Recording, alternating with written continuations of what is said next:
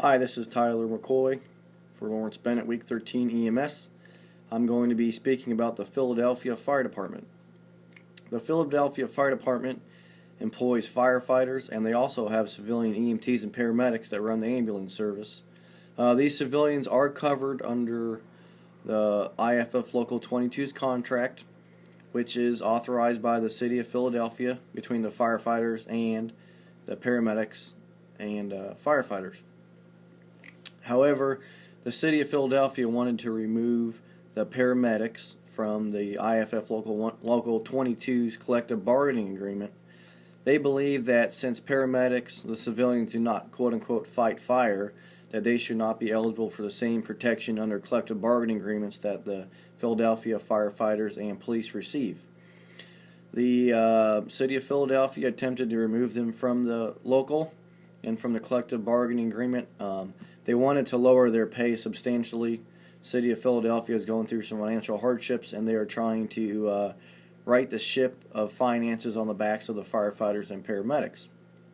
Of course, Local 22 took them to the Pennsylvania Labor Relations Board to stop them from having the civilians get out of the collective bargaining agreement.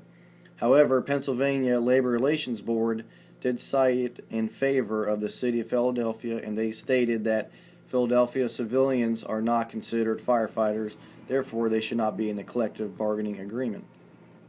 Local 22, of course, took this to a step further. They went to the Commonwealth Court. They heard the case, and they actually overturned the case against the Pennsylvania Labor Relations Board. The Commonwealth Court, three-panel judge, sided in favor of the Philadelphia firefighters, Local 22. They stated that even though civilians do not directly fight fire, they do function on the fire ground in a critical manner.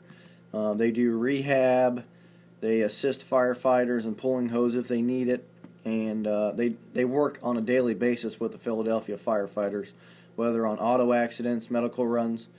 The three-panel court stated that Philadelphia firefighters don't just fight fires. Majority, 80% of their runs are medical.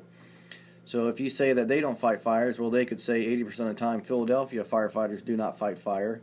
Therefore, they should not be eligible for a collective bargaining agreement. So the Commonwealth Court overturned the ruling, and they allow civilians to remain in a collective bargaining agreement.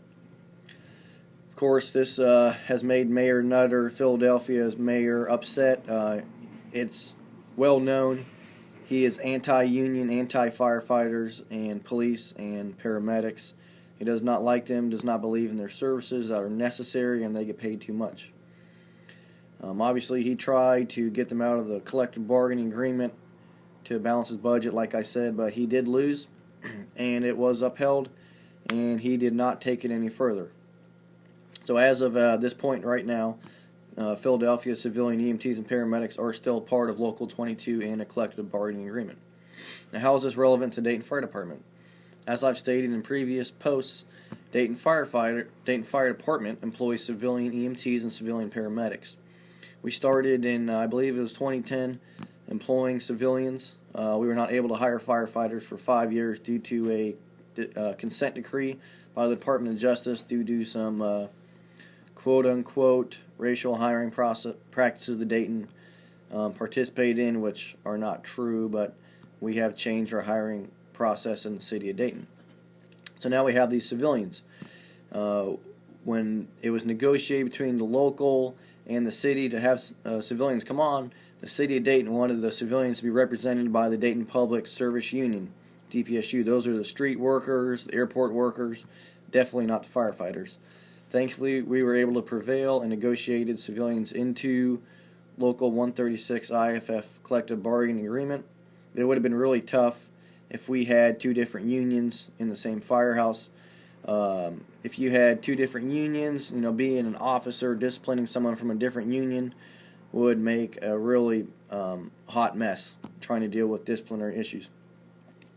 The EMTs and paramedics are covered under a scale wage in our collective bargaining agreement. They are paid less than the firefighters are, but that is built into a pay step.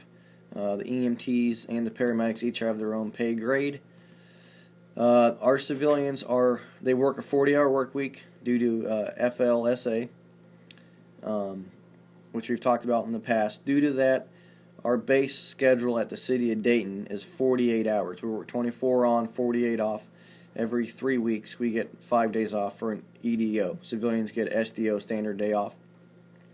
So because they work 8 hours more than the required 40, they automatically receive at least 8 hours overtime every week, should they choose it. Some weeks they are allowed to go home, use an approved absence. They're not forced to stay the 8 hours, but most do to earn that overtime. So thankfully, as of this current contract, civilian EMTs and paramedics are still covered under Dayton Firefighters Local 136, and hopefully we keep it that way, and the city will not try to remove them from our collective bargaining agreement. We went out of our way as a local to approve a memorandum of understanding to allow these civilians on the department. It's saving the city of Dayton a lot of money. Instead of hiring firefighter paramedics for every medic, now they have civilian EMTs and paramedics that are paid less. So we are saving the city of Dayton a substantial amount of money, which savings will continue as long as they employ civilian EMTs and paramedics. Looking forward to everyone's post, and have a great day.